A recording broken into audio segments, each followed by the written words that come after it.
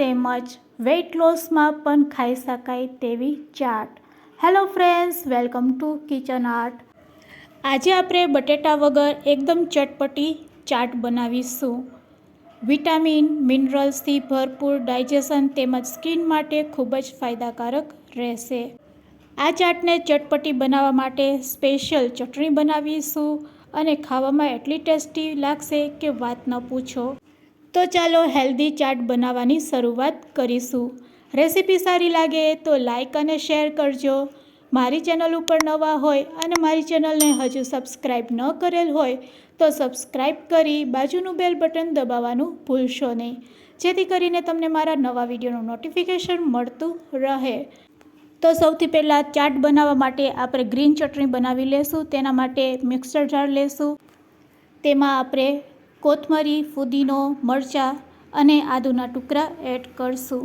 હવે તેમાં જીરું એડ કરી દઈશું. સાથે અડધી ચમચી ખાંડ અને સ્વાદ મુજબ આપણે મીઠું એડ કરવાનું છે.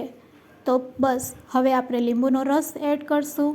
એક આખું લીંબુ સરસ આપણે આ રીતે નીચવીને એક સરસ આપણે ગ્રીન ચટણી તૈયાર કરવાની છે. તો ચાલો ચટણીને ગ્રાઇન્ડ કરી લઈએ અને સરસ આપણે ચટણી તૈયાર કરીશું. તો તમે જોઈ શકો છો ખૂબ જ સરસ ગ્રીન કલરની ચટણી છે, અહીંયા રેડી થઈ ગઈ છે. જો તમે ફ્રીજમાં એક દિવસ પણ રાખશો તો ચટણીનો કલર હોય છે તે ચેન્જ થઈ જાય છે. હવે ચાટ બનાવવા માટે અહીંયા આપણે બટેટા નહીં પણ સક્કરિયાનો ઉપયોગ કરવાના છે.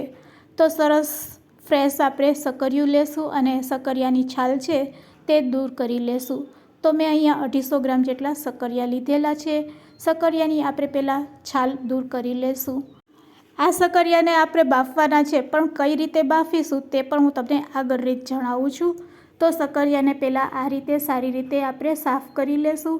છાલ દૂર કર્યા પછી સક્કરિયાને આ રીતે ચાકુથી આપણે સ્લાઇસમાં કટ કરી લેવાના છે. હવે સ્લાઇસ તમારે જાડી રાખવી હોય તો તમે જાડી પણ રાખી શકો છો. અત્યારે હું આછી સ્લાઇસમાં કટ કરી રહી છું. સક્કરિયા બે પ્રકારના આવે છે, તો તમારે જો લાલ કલરના સક્કરિયા આવે છે તેમાંથી જો આ ચાટ બનાવવી હોય તો તમે આરામથી બનાવી શકો છો. તો અહીંયા મેં સક્કરિયાને કટ કરી લીધા છે સ્લાઇસમાં. હવે આપણે ગેસ તરફ જઈશું. કઢાઈમાં પાણી ગરમ કરી લેશું અને કાનાવાળી આ રીતે પ્લેટ તેના ઉપર ગોઠવી દેશું. બસ હવે આ કાનાવાળી પ્લેટ ઉપર આપણે સક્કરિયાને આ રીતે સ્પ્રેડ કરીને ગોઠવી દેવાના છે. બસ આ રીતે સ્લાઇસ કરીને સક્કરિયાને તમે બાફશો એટલે ફક્ત 4 મિનિટમાં તે બફાઈ જાય છે. તો લીડથી ઢાંકી મીડિયમ ટુ લો ફ્લેમ ઉપર 4 મિનિટ આપણે સક્કરિયાને બાફીશું. તો તમે જોઈ શકો છો સક્કરિયાનો કલર ચેન્જ થઈ ગયો છે અને સક્કરિયા પણ સરસ બફાઈ ગયા છે. તો આ સક્કરિયાને આપણે 80% જેટલા જ બાફીશું, એ વાતનું ખાસ ધ્યાન રાખીશું. હવે આપણે તવા ઉપર તેને શેકવાના છે. થોડાક ઠંડા થઈ જાય એટલે તો તવો ગરમ થાય તેના ઉપર આપણે થોડુંક તેલ અથવા તો ઘી સ્પ્રેડ કરશું અને પછી સક્કરિયાની બાફેલી સ્લાઇસ છે તેને આ રીતે ગોઠવી દેશું. હવે મીડિયમ ટુ લો ફ્લેમ ઉપર આપણે તેને શેકીશું. આ રીતે પલટાવી લેશું અને બંને બાજુ થોડીક વાર માટે તેને શેકી લેશું. એક બાજુ સરસ શેકાઈ જાય એટલે તેના ઉપર આપણે મસાલો સ્પ્રેડ કરવાનો છે. તો અહીંયા તમે જો લાલ મરચું પાવડર ખાતા હોય તો લાલ મરચું પાવડર સાથે સ્વાદ મુજબ થોડુંક મીઠું સ્પ્રેડ કરશું અને શેકેલા જીરાનો પાવડર. બસ આ 3 વસ્તુ એડ કર્યા પછી સક્કરિયાને આ રીતે આપણે પલટાવી લેશું અને મીડિયમ ટુ લો ફ્લેમ ઉપર તેને 2 થી 3 મિનિટ માટે શેકી લેશું એટલે સક્કરિયા સરસ શેકાઈ જશે. તો હવે તમે જોઈ શકો છો આપણા સક્કરિયા સરસ શેકાઈ ગયા છે. ગેસની ફ્લેમ આપણે બંધ કરી દઈશું. તો સક્કરિયા જ્યારે ગરમ હોય છે ત્યારે જ આપણે તેની ચાટ બનાવવાની છે. તો બસ એક પ્લેટમાં આપણે ચાટ બનાવવા માટે શેકેલા સક્કરિયા લઈ લેશું. તેના ઉપર કોથમરી સ્પ્રેડ કરશું. સાથે અહીંયા આપણે સિંગદાણાનો ભૂકો આ રીતે અચકચરો ક્રશ કરીને તેના ઉપર સ્પ્રેડ કરીશું.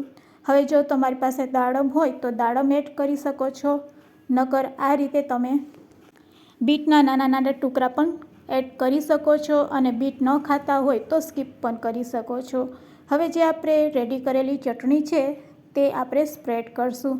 તો મેં અગાઉથી જ તમને કીધું હતું, જો તમે ફ્રીજમાં ચટણી રાખશો તો તેનો કલર ચેન્જ થઈ જશે. જો ફ્રેશ તમે ગ્રીન ચટણી એડ કરેલ હોય તો તે વધારે ટેસ્ટી લાગે છે. તો બસ અહીંયા આપણે બધી વસ્તુને મિક્સ કરી લેશું અને હવે સર્વિંગ પ્લેટમાં આ ચાટને લઈ લેશું। સર્વિંગ પ્લેટમાં લીધા પછી અહીંયા આપણે થોડુંક ખાટું મીઠું દહીં એડ કરવાનું છે। તો ચટપટી ચાટ બનાવવા માટે અહીંયા આપણે દહીંનો ઉપયોગ કરીશું। ફરીથી ઉપર થોડી કોથમરી અને ગ્રીન ચટણી આપણે સ્પ્રેડ કરીશું। તો વ્રત કે ઉપવાસમાં તેમજ વેઇટ લોસમાં ખાવાની મજા પડી જાય એવું ચટપટું સક્કરિયાનું ચાટ રેડી છે સર્વ કરવા માટે। તો ફ્રેન્ડ્સ, આજની આ રેસીપી તમને કેવી લાગી તે મને કમેન્ટ્સમાં જરૂરથી કહેજો। રેસીપી સારી લાગી હોય તો એક લાઇક જરૂરથી આપજો। મારી ચેનલને સબસ્ક્રાઈબ ન કરેલ હોય તો સબસ્ક્રાઈબ કરી લેજો। વિડીયો યુઝફુલ લાગ્યો હોય તો તમારા ફ્રેન્ડ્સ, મિત્ર અને ગ્રુપમાં જરૂરથી શેર કરજો। Thanks for watching. ફરી મળીશું એક આવા જ નવા જ વિડીયો સાથે।